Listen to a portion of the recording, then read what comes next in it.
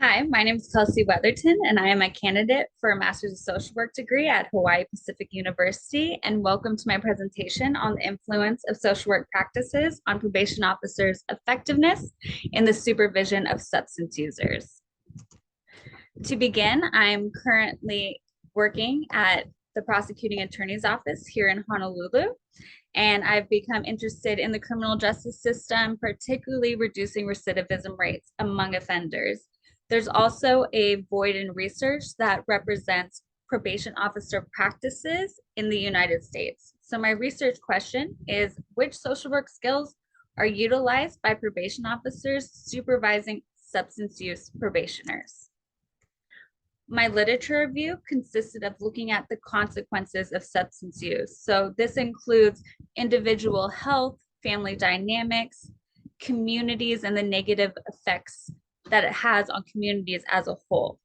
Current approaches include drug court models and the Hawaii Opportunities for Probation with Enforcement program, which has been implemented across the United States, but was developed here by Stephen Alm. In non-American studies within Europe, it has revealed that there are reduced recidivism rates among probationers where their probation officers use social work skills.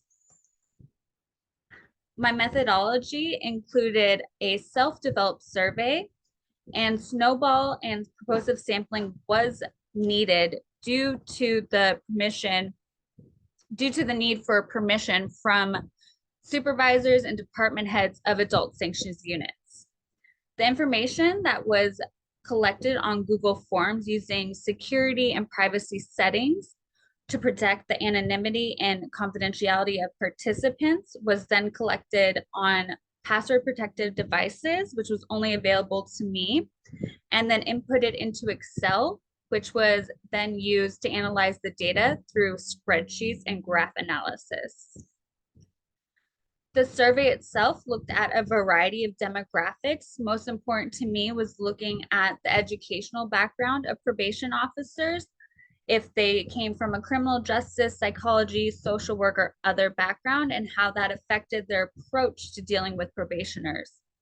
Social work skills were evaluated in the questionnaire, looking at rapport building, interviewing techniques, environmental analysis, non-compliance responses, and then also perceived roles. So do the probation officers view the relationship as a supervisor, as a mentor, just another member of law enforcement, or even a friend?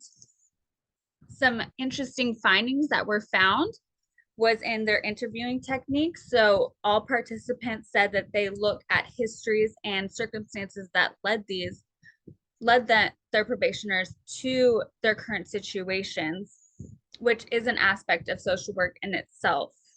Next, an assessment would be looking at their outside resources. So environmental based theories were definitely implemented by all four participants that completed the survey, looking at individuals' associations, their resources outside of their family and friends, including religious support, and then community support such as self-help groups, NNA, group work, and other environmental aspects. Important interventions highlight that I wanted to share with this was the fact that most of the probation officers participants looked at reassessment of an individual when probation expectations were not met, yet only one stated that individual assessment was an important tool. So this is possibly something that can be implemented later by probation officers to prevent those expectations not being met. Limitations from this study include recruitment, a small sample size, and then a brief study time period. So solutions for this would be to expand the inclusion criteria and not necessarily just look at substance use probation officers. Maybe look at people that are dealing with sex assault or other higher crimes. A small sample size makes this data somewhat weak. And so a larger sample size would obviously increase the validity of this, and a longer time period would allow for this recruitment and a larger population of participants. Implications for this study include implementation of social work skills into protocols and training for those that maybe do not have a social work background, or those that are interested in using social work skills more in their interactions with probationers. Also, bridging the world of social work and criminal justice system. Obviously encourage more academic research here in the United States based on probation officers and their practices, and then encourage social workers to pursue work in the field of criminal justice, because that's very much needed right now. And that concludes my presentation on this subject. And thank you so much for listening. I have my contact information listed below if you have any questions or comments, and mahalo.